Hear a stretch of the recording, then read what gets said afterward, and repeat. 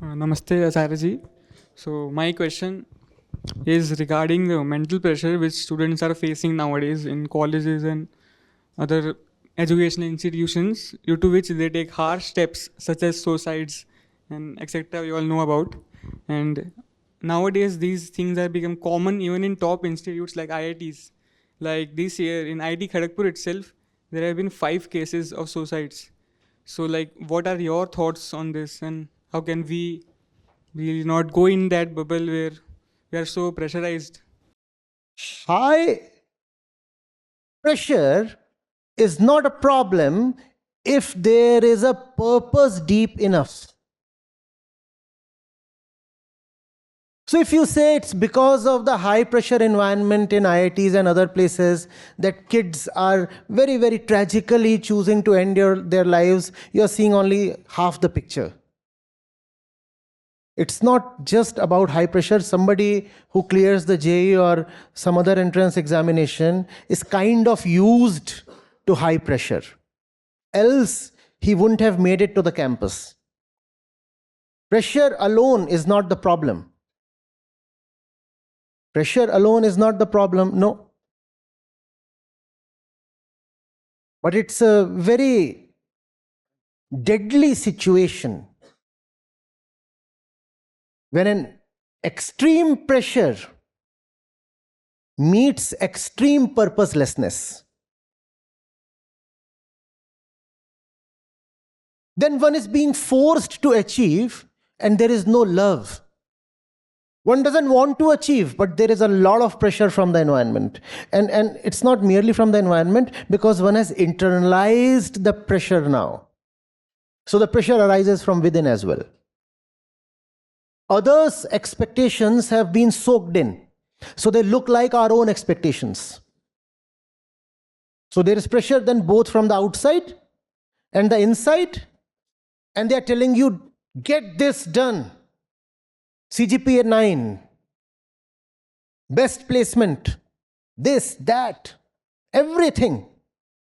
You have to be shining in co-curriculars. And someone is asking, hey, where's your girlfriend? Nothing. Even before placements, there is a matter of internship. Even before internship, there are courses to choose. And in many of the top ranked institutions, if you don't have a CGPA high enough, you can't even get the course of your choice. There is some kind of auction happening there.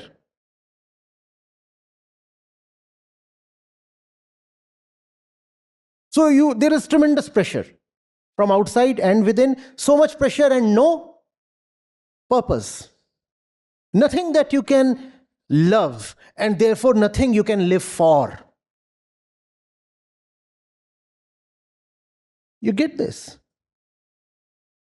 And why is there so much purposelessness? Does purposelessness start when you enter the campus? No.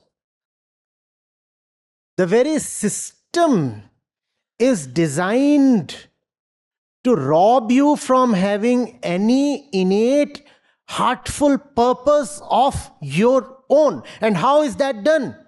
By supplying you with external, artificial, fake purposes right since your birth. You're always told what to do. You're supplied purposes from outside.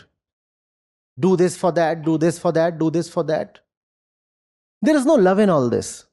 There is no authenticity in all this. And so you become so used to having an appointed purpose, a supplied purpose, an implanted purpose, that the heart goes numb. Even if you try to, you fail in discovering something of your own. On your campus, have you heard students quipping, पर मुझे पता ही नहीं है मुझे करना क्या है? Have you heard? Haven't heard? Doesn't happen? I would be surprised if it does not happen with even a single person. This is the situation of each one of us. I don't know what to do. And that is because the faculty within that can see and choose and decide has become paralyzed. If you don't use a muscle for so long, for decades, what happens to that muscle? Gone. Atrophy. Yes.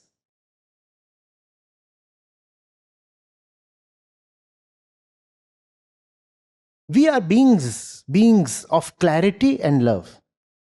Every single step should be taken from there, from your clarity and your love, and these two are one. Instead, our steps are dictated by random forces that have authority over us. Familial authority, institutional authority, religious authority. They are the ones constantly dictating purpose. Constantly. The priests are telling you, you are born to do good deeds and attain heaven. Oh, no, I have not been left free to ask myself, who am I and what am I here for? Some random priest comes and tells you, you are born so that you can become a man in your next birth. And then you can attain salvation. And you are supposed to accept that. Not only accept it, actually imbibe it. Soak it in so deeply that you feel as if it's your own conclusion. And the family. You see, now you are 13 and it's your boards. And this year your purpose must be to strike 99. The muscle is not being allowed to function. So the muscle will get paralyzed, atrophied. It will shrink. It will lose power. Now, even when there is a need, a genuine one, to use it, you will find it failing. That's what happens with us. That's where our purposelessness comes from. That's why people look so lost. And when you are lost, anybody can elbow you towards any direction. You stand like this here. Somebody comes and just pushes. And you start moving in that direction. And that's where the crowd comes handy. I don't know what to do. So the crowd becomes very useful. Let me follow the crowd. We are talking about tragic student suicides here. We are talking about the loss of precious young lives.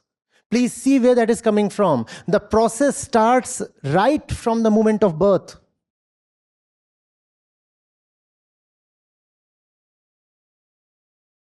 Are you getting it? The fourth quadrant. Great purpose, no pressure. That is actually infeasible. If there is a great purpose, the purpose creates pressure of its own, and such pressure is auspicious. Such pressure is auspicious.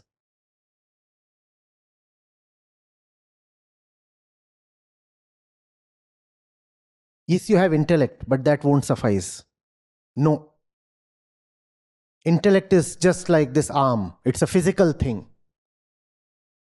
Cells in the brain. The arm by itself is not sentient. Intellect is not consciousness. Intellect doesn't suffer. Consciousness does. And consciousness requires a diet of, I repeat, love and clarity. What impairs, paralyzes consciousness is exploitation, the kind of pressure, the kind of routine we inflict on the little one. You're a kid and you're constantly being dictated what to do. And you're helpless because you're dependent. And then it becomes your second nature. To just look to others for guidance, as if the others know. As if anybody in the crowd knows where to go. Right? And if you don't look at others for guidance, you are punished in ways subtle and gross. Too smart for herself.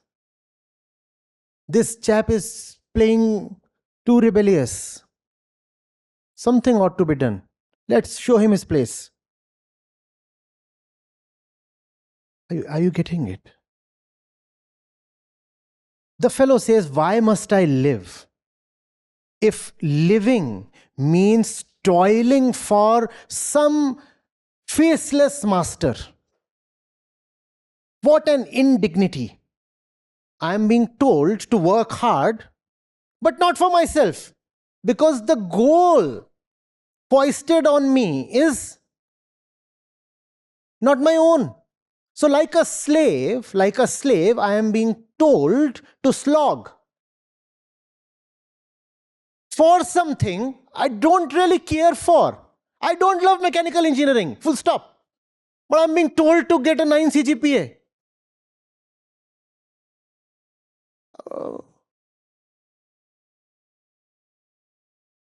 You understand this? And a B.Tech or whatever, or M.Tech, all these things are limited in years. The bigger tragedy is when we allow this phenomena to become life. Not knowing why one goes to the office, and one works for like 4 decades or something. Yep. Sometimes more than that. One doesn't know why one is going to the office. One waits for the salary day. One justifies it by saying there are mouths to feed and a table to keep food on. I have a family, and one doesn't know why one has a family. One doesn't know where the kids came from. But it's all there and you are supposed to take care of it. And then somebody said, there are people who die by way of suicide. And then there are others who similarly do die at 25, but are buried only when they are 75 or 85. They keep walking.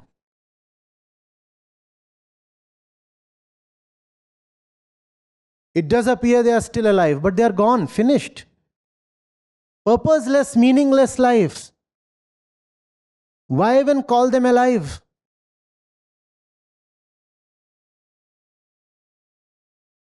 Go to the office, come back, watch some TV, scroll Insta, shout at the kids,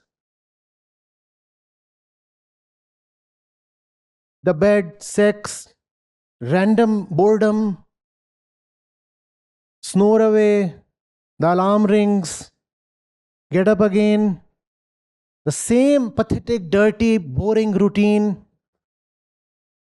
But you say you are a responsible father or a mother, and life rolls on.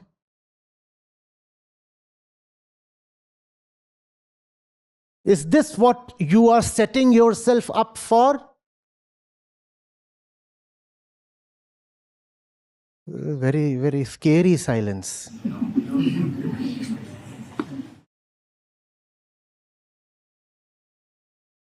You remember that Wasipur dialogue? Beta tumse na ho payega.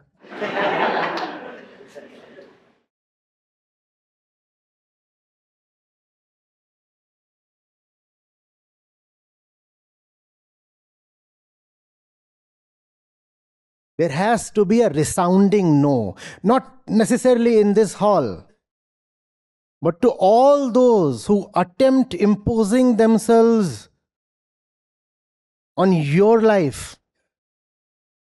You're educated, you're smart, you're young.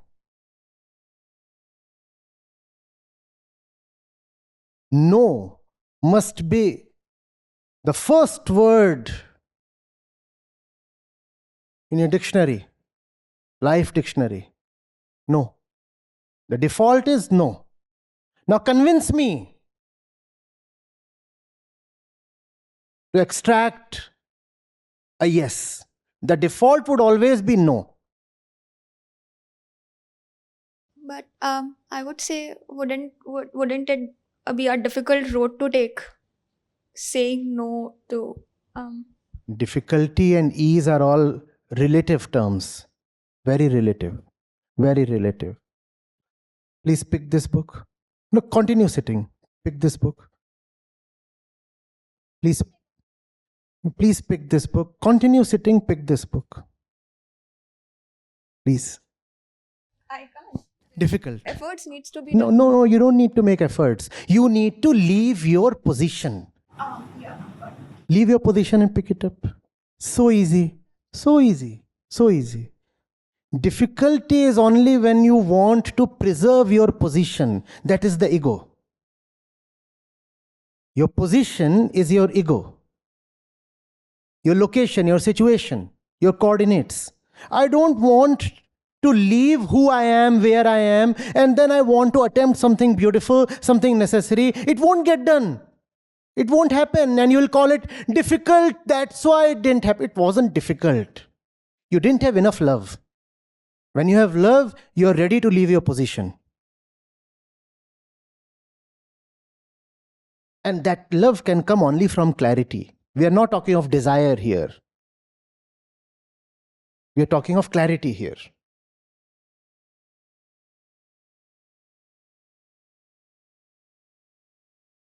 It's not difficult. Not for you smart chaps. I'm throwing stuff at you and it's disappearing into some black hole. I'm so impatient for something to bounce back to me.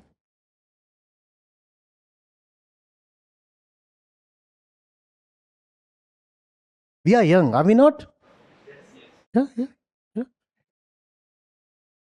And I'll dare to include myself now, right? This time, yes. So, what does youth mean to you? If you can't rebel, if a no sounds so difficult, what does youth mean to you? Sex? What? Huh? Fire. Where is that?